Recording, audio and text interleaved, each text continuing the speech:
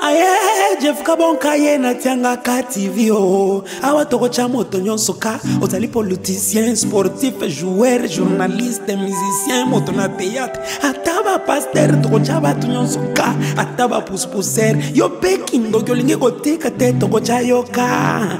Parce qu'on dit que les chiches qui rongent les lukunda se trouvent dans le monde moi lukunda we. Mboko ye babiso bien. Hey Jeff Kabonke. Hey Jeff Kabonka, la télévision autrement. Faut changer chaîne de Koronga. Mais information qui te voit Isaya Koindawa. Lokolaka ya Kinshasa. Lokolaka ya Kongo. Okomona Mabina. Okomona Mesano ya sport. Okomona Pepa information. Omoyo elali epana ya lipate koitela ya mwaba.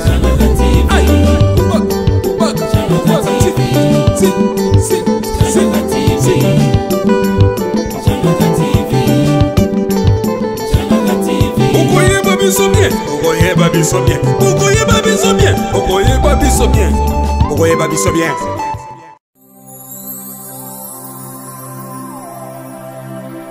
The cry you will cry when the saints have gone. Cry it now while the saints are still around. The shout you will shout when you... Nous vous saluons au nom de notre Seigneur Jésus-Christ. Ce matin, nous avons été mandatés par le Seigneur pour vous apporter une très belle parole. Une parole qui vivifie, une parole qui nous donne encore de l'espérance, une parole qui nous fait voir que le Seigneur nous connaît. Nous inclinons nos têtes pour rendre grâce à Dieu. Éternel, nous te rendons grâce ce matin pour l'opportunité que tu nous as donnée de pouvoir nous présenter devant toi pour entendre ta parole, pour écouter tes enseignements. Seigneur, merci pour ce temps merveilleux que tu nous donnes et nous te rendons grâce, Seigneur, pour cette nourriture que nous devrons manger, que nous allons manger dans tes parvis avec toi. Au nom de Jésus, Amen. Ce matin, le thème de notre partage s'intitule « Fais-moi voir ta gloire ». Nous l'avons tiré dans le livre d'Exode, chapitre 33, versets 18 à 23. Homme de Dieu, vous pouvez lire pour nous ce passage. Moïse dit, fais-moi voir ta gloire. L'Éternel répondit, je ferai passer devant toi toute ma bonté. Je proclamerai devant toi le nom de l'Éternel. Je fais grâce à qui je fais grâce et miséricorde à qui je fais miséricorde. L'Éternel dit, tu ne pourras pas voir ma face, car l'homme ne peut me voir et vivre. L'Éternel dit, voici un lieu près de moi, tu te tiendras sur le rocher. Quand ma gloire passera, je te mettrai dans un creux du rocher et je te couvrirai de ma main jusqu'à ce que j'aie passé. Et lorsque je retournerai ma main, tu me verras par derrière, mais pas ma face ne pourra être vue. Amen. Amen. J'aime ce passage. Je me suis posé la question de savoir, Moïse, ce grand patriarche de la Bible, qui a été choisi depuis le sein de sa mère, qui a été annoncé par les prophètes, pour être le libérateur d'Israël. Le Seigneur s'est manifesté d'une main puissante dans sa vie. L'Éternel a montré sa grandeur dans le ministère de Moïse. Il a frappé l'Égypte des 10 plaies. Il s'est présenté devant Pharaon. Telles étaient les instructions de l'Éternel. Il a jeté son bâton par terre et son bâton est devenu un serpent. Les Égyptiens ont jeté leurs bâtons et leurs bâtons sont devenus des serpents. De la main puissante de l'Éternel, le serpent de Moïse a avalé les serpents de Pharaon. Il a humilié le trône d'Égypte. Il a humilié le trône de Pharaon. N'était-ce pas la gloire de Dieu qui était manifestée en Égypte? Il est sorti d'une main puissante par le bras de l'Éternel, en emmenant tous les enfants d'Israël hors la servitude. Il a fondi les eaux. Il a fait entrer les enfants d'Israël à terre sec, dans la mer. Ce jour-là, que ce soit les esprits des eaux, que ce soit les puissances de la mer, que ce soit les puissances inférieures, se sont inclinés devant le bras de l'Éternel. N'était-ce pas la gloire de Dieu? Ce jour-là, les principautés des eaux se sont inclinés devant la grandeur et la manifestation de la parole de Dieu. Israël a traversé la mer. Arrivé dans le désert, le même Moïse a imploré l'Éternel. L'Éternel a fait descendre la manne. Ils ont mangé dans les déserts. Ils ont bu dans les déserts. N'était-ce pas la gloire de Dieu? Moïse a expérimenté le bras de l'Éternel d'une façon extraordinaire. Je me suis posé la question, n'était-ce pas la gloire de Dieu? Moïse a marché dans le désert avec le peuple d'Israël. Il a invoqué l'Éternel, il a imploré l'Éternel. Il a imploré devant la grâce de l'Éternel. Il a imploré Dieu. Le Seigneur a dit, fonds le rocher. Le rocher s'est fondu. Et Moïse a donné de l'eau dans le désert. N'était-ce pas la gloire de Dieu? J'en passe. Moïse a marché dans le désert avec les enfants d'Israël, sous le bras puissant de Dieu, sous la main puissante de Dieu. N'était-ce pas la gloire de Dieu? Je me suis posé beaucoup de questions quand j'ai lu ce passage. Enfants de Dieu, je voudrais vous dire quelque chose. Je voudrais vous dire quelque chose ce matin. Moïse est un enfant qui a grandi dans la maison de Pharaon. Il a étudié toute la science de l'Égypte. La science de l'Égypte n'était autre que l'occultisme. Mais sa rencontre avec l'Éternel avait changé le cours de sa vie selon la destinée de Dieu et selon la prophétie des âges. Selon l'annoncement de ce qui allait venir. Enfants de Dieu, ce matin, je voudrais que nous puissions tirer vraiment notre conscience, notre intelligence sur ce passage. Essayer de comprendre exactement ce que le Seigneur veut nous dire dans ce message. Moïse a parcouru avec l'Égypte. Moïse a parcouru avec Pharaon. Son histoire a commencé dans la maison de Pharaon. Sa mission a commencé dans la maison de Pharaon. Il s'est approché de Pharaon. Il l'a étudié comme Pharaon. Il a découvert les sciences. Mais comme il avait été destiné par la prophétie, par l'ainsi dit l'Éternel, à faire sortir les enfants d'Israël de l'Égypte, tel que l'Éternel l'avait promis à ses pères, Abraham, Isaac et Jacob, dans le chemin de sa destinée, Moïse s'est retrouvé dans le Sinaï. Il a rencontré la fille de Jéthro. Il a épousé la fille de Jéthro. Et un jour, il a vu un buisson qui était en train de brûler, mais dont les arbres ne se consumaient pas. Étant expert de la connaissance du monde, de la science du monde, de la science de l'Égypte, de l'occultisme, pour lui c'était trop. C'était une science qu'il n'avait pas compris. Parce que dans la science, on a la maîtrise. Moïse s'est retrouvé dans un terrain là où il n'y a pas eu de maîtrise. Il n'a pas pu comprendre ce qui se passait. Les choses de Dieu, je voudrais dire à quelqu'un ce matin, sont les choses incomprises par le monde, mais comprises par Dieu quand il trace le destin des hommes.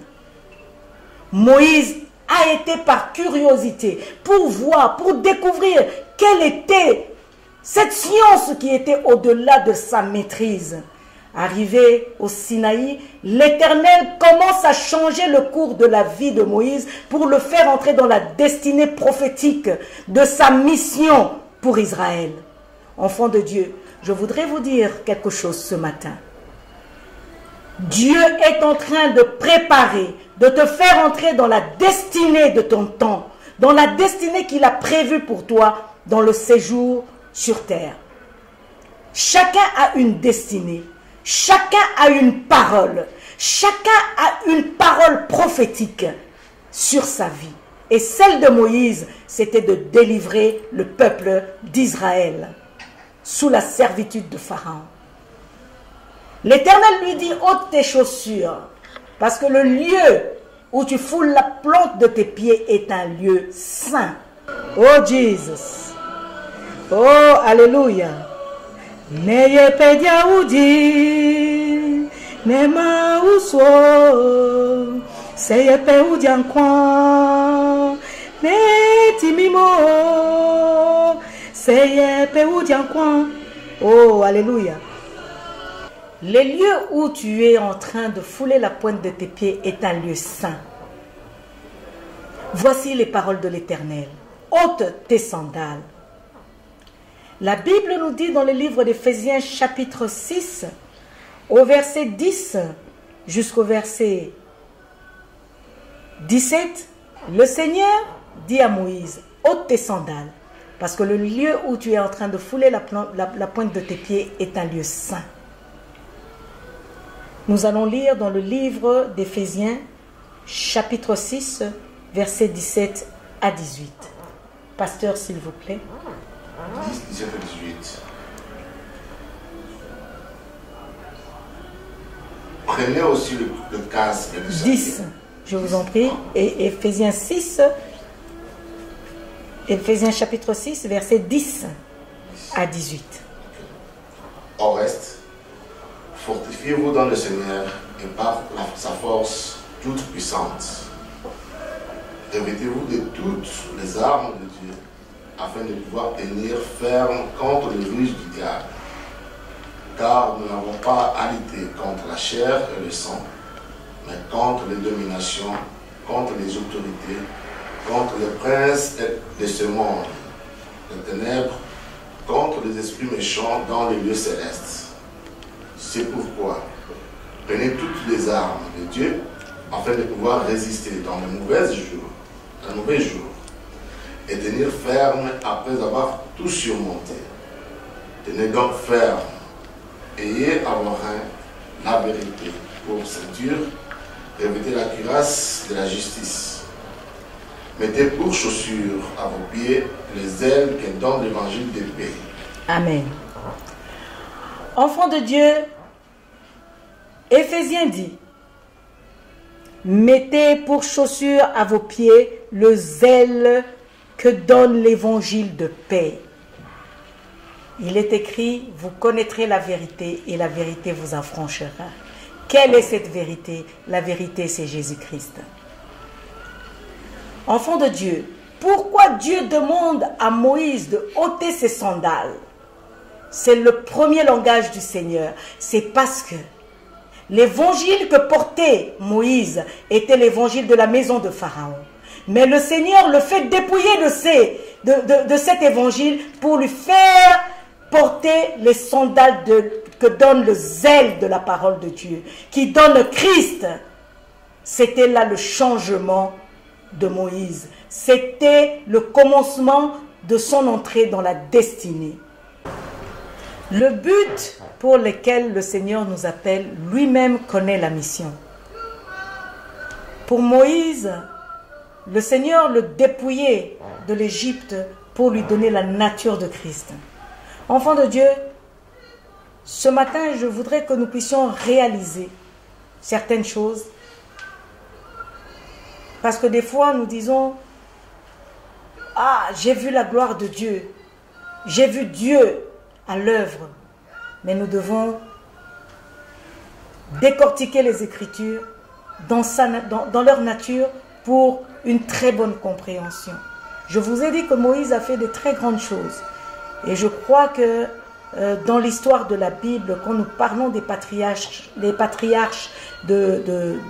la Bible, je crois que Moïse est l'un des plus grands qui a même participé à la loi par les 10 commandements et qui a sa place dans l'histoire biblique, qui a sa place dans l'histoire de notre foi. Enfants de Dieu, ce matin, je voulais vous faire voir les deux contextes. La première vie de Moïse et la deuxième. Je voulais comprendre pourquoi il a dit « Fais-moi voir ta gloire ». Parce que pour moi, quand j'étais en train de lire ce récit, ce passage biblique, je me disais que Moïse avait déjà vu la gloire de Dieu. Parce qu'il a fondu la mer de sa propre verge. Il a imploré l'Éternel et l'Éternel a fait descendre la manne. Il a fondu le rocher et l'eau est sortie. Il a frappé l'Égypte de 10 plaies et Pharaon a reconnu le bras de l'Éternel. N'était-ce pas la gloire de Dieu? Je me suis posé la question. Pourquoi, après être sorti de tout ça, Moïse demande encore à l'Éternel, fais-moi voir ta gloire. C'est quoi cette gloire? C'est quoi que Moïse voulait saisir de la part de Dieu? C'est quoi que Moïse, dans sa spiritualité, avait compris dans sa relation avec le Seigneur? Enfant de Dieu, la gloire de Dieu commence par la relation personnelle que tu es en train de fonder avec le Seigneur. D'où tu viens? Par quoi tu es passé? Quel est le désir? Pourquoi Moïse a fait connaître à l'Éternel son désir de connaître quelle était, de lui faire voir quelle était sa gloire? De lui faire voir sa gloire. Quel était le but de Moïse? Alléluia. Nous allons continuer. Homme de Dieu, j'aimerais que vous puissiez nous lire le verset 20 et le verset 21.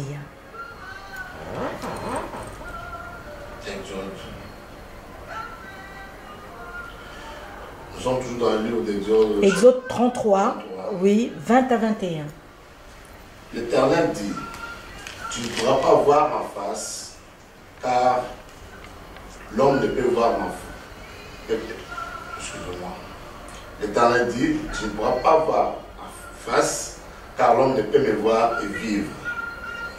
L'Éternel dit, voici un lieu près de moi, tu te tiendras sur le rocher. Quand ma gloire passera, je te mettrai dans le creux du rocher et je découvrirai de ma main jusqu'à ce que j'aie passé. Amen. Enfant de Dieu, j'aime maintenant ces deux passages, ces trois passages, du 20 au 22. C'est là où mon intelligence, par l'aide du Saint-Esprit, a commencé à comprendre la pensée de Moïse. Ce que Moïse était en train de faire, il accomplissait le plan de Dieu à cause de la grâce et de la faveur. Ce que Moïse faisait, il était en train d'accomplir simplement le dessein de Dieu. Mais Moïse n'avait pas encore vu la gloire de Dieu. Parce que s'il avait vu la gloire de Dieu, il n'aurait pas demandé au Seigneur en disant, fais-moi voir ta gloire.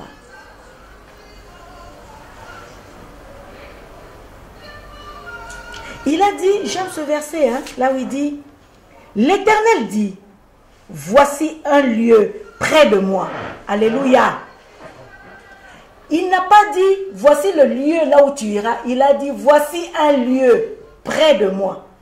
Ça veut dire un lieu à côté de lui. Un lieu qui lui est proche. Tu te tiendras devant le rocher. Ma Bible me dit, Jésus est le rocher des âges. Il est le roc. Il est juste à côté de Dieu. Il a dit, voici, je me tiens à la droite du Père. Enfant de Dieu, est-ce que vous entrez dans ce mystère? Il a dit, je vais vous montrer un lieu près de moi. Or, ma Bible me dit, il est assis à la droite du Père. C'est un lieu près du Père. Il a dit, voici, je te montrerai un lieu près de moi. Tu te tiendras devant le rocher. Ma Bible me dit, Jésus est le rocher des âges. Il était en train d'indiquer à Moïse que il est le seul, ce rocher-là, parce qu'il est près de moi. C'est là où tu peux voir ma face. Or, il est écrit, Jésus est le chemin, la vérité et la vie. Moïse avait besoin de rencontrer l'homme de Galilée. Moïse avait besoin de rencontrer le Fils de Dieu. Moïse avait besoin de rencontrer la vérité. Moïse avait besoin de rencontrer la parole créatrice. Moïse avait besoin de rencontrer la plénitude de Dieu. Or, la plénitude de Dieu se trouve dans sa parole. Et sa parole, c'est la parole de Dieu qui est Christ. Vous connaîtrez la vérité et la vérité vous affranchira, elle vous rendra libre. Il est écrit, au commencement était la parole et la parole était Dieu. Et la parole était avec Dieu. Tout ce qui a été créé par elle. Et rien de ce qui a été créé n'a été créé sans elle. Et à tous ceux qui l'ont reçu, et à tous ceux qui ont cru en son nom, il leur a donné le pouvoir de devenir enfants de Dieu, lesquels ne sont pas nés de la chair ni du sang, mais de la volonté. Alors je dis de la volonté parfaite de Dieu. En lisant les Écritures, j'ai aimé quand l'Éternel dit, voici un lieu près de moi. Il était près de lui depuis la création. Parce que c'est lui la parole. C'est lui qui a créé.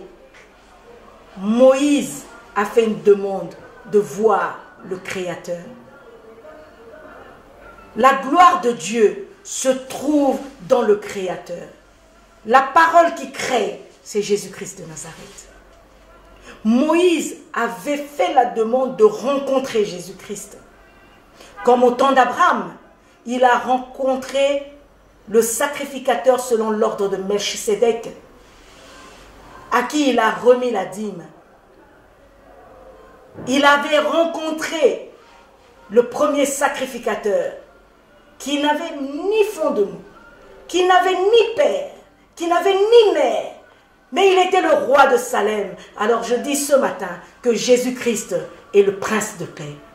Le prince de paix. Moïse avait donné sa dîme à Dieu. Enfant de Dieu, le mystère qui se trouve en Christ, c'est la plénitude de la parole de Dieu. C'est la plénitude de Dieu lui-même. Jésus-Christ est Dieu. Tout ce que Moïse demandait, c'était de voir Dieu. C'était de voir cette gloire. Il a dit, fais-moi voir ta gloire. Et Dieu savait que sa gloire se trouve dans le Christ. Que sa gloire se trouvait dans le Christ, qui était la plénitude de toutes choses. La Bible déclare, en elle tout a été créé. Et rien de ce qui est sur cette terre, dans les cieux, sur la terre, sous la terre, n'a été créé sans lui. Il dit, tu vas te pousser à côté d'un endroit, là où, à côté de moi, là où moi je me trouve, à côté de Dieu. La Bible déclare, il est assis à la droite du Père. C'est ça, être à côté de Dieu. Moïse avait besoin que l'Éternel l'introduise auprès du Christ, qui est le chemin, la vérité et la vie. Moïse recherchait son salut. La gloire de Dieu amplifie le salut de l'homme. Dans la gloire de Dieu, il y a le salut de l'homme. Enfant de Dieu, la parole créatrice, c'est ça le salut du monde. Parce que c'est elle qui a créé. Et c'est elle qui a le pouvoir d'en faire ce qu'il veut. Et Moïse a saisi l'opportunité en disant, fais-moi voir ta gloire, parce qu'il avait envie de rencontrer le Christ face à face, le rocher des âges. Et Dieu lui dit, l'Éternel lui dit, juste à côté de moi, je vais te montrer un endroit juste à côté de moi. Un endroit juste à côté de moi. Qui est à côté de l'Éternel, si ce n'est que Christ? Enfants de Dieu, nous continuons. Pasteur, s'il vous plaît. Je te mettrai dans un creux du rocher et je te couvrirai de ma main jusqu'à ce que j'aille passer. Et lorsque je tournerai ma main, tu me verras par derrière, mais ma face ne pourra pas être vue. Amen. Amen. J'aime cet endroit là où l'Éternel est en train de donner à Moïse l'instruction.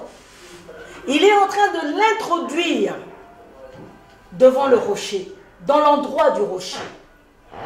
Il n'y a pas un autre chemin qui nous amène à Christ. Nous continuons à lire la Bible, à l'étudier. Il n'y a que Christ qui revient vers nous. Il n'y a que Christ qui est le chemin. Moïse n'a pas voulu rater parce que la Bible dit « Nul ne peut voir le Père si ce n'est par Jésus-Christ de Nazareth ». Moïse avait compris qu'il devait demander la faveur de Dieu pour pouvoir rencontrer le rocher des âges. Il dit, quand ma gloire passera, je te mettrai dans un creux du rocher. Alléluia.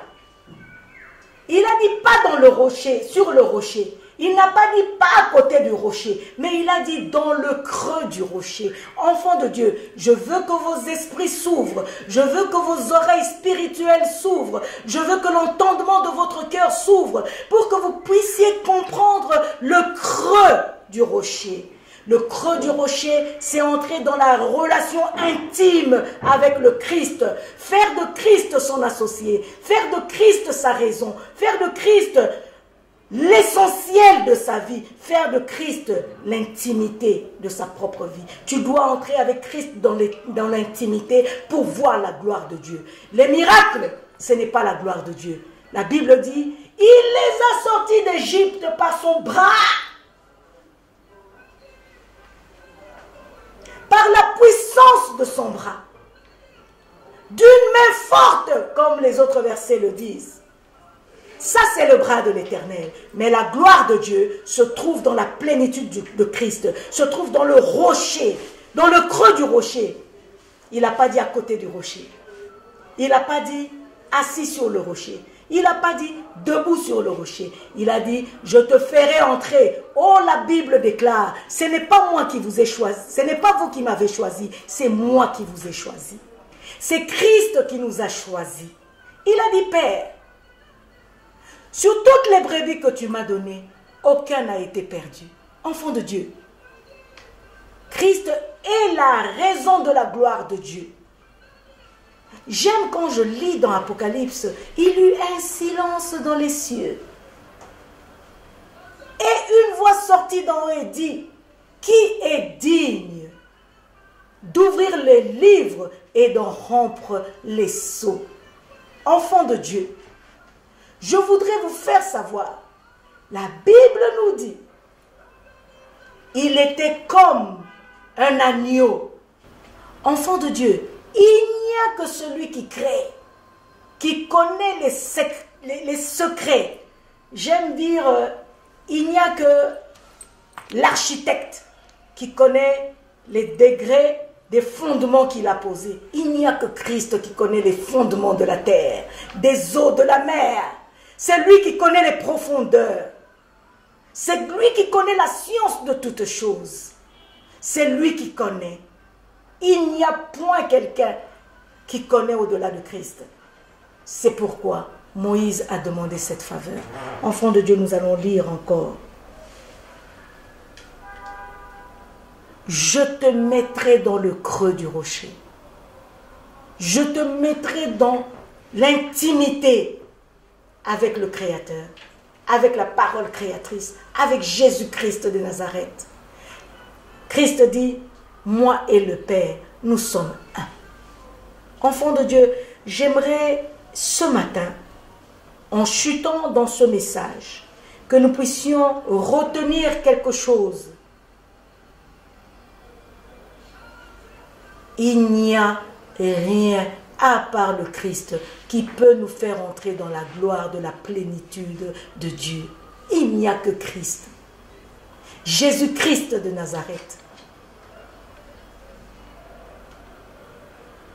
C'est lui le chemin, la vérité et la vie qui nous conduit auprès du Père.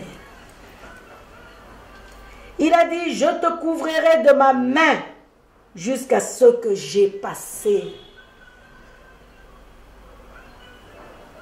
la gloire de Dieu avance avec la protection de l'Éternel. Parce qu'en ce moment-là, la Bible nous dit que l'Éternel dit à Moïse, aucun homme ne peut voir ma face. Mais il a dit, je te couvrirai par ma main, enfant de Dieu. Si Christ ne nous garde pas, c'est un sérieux problème.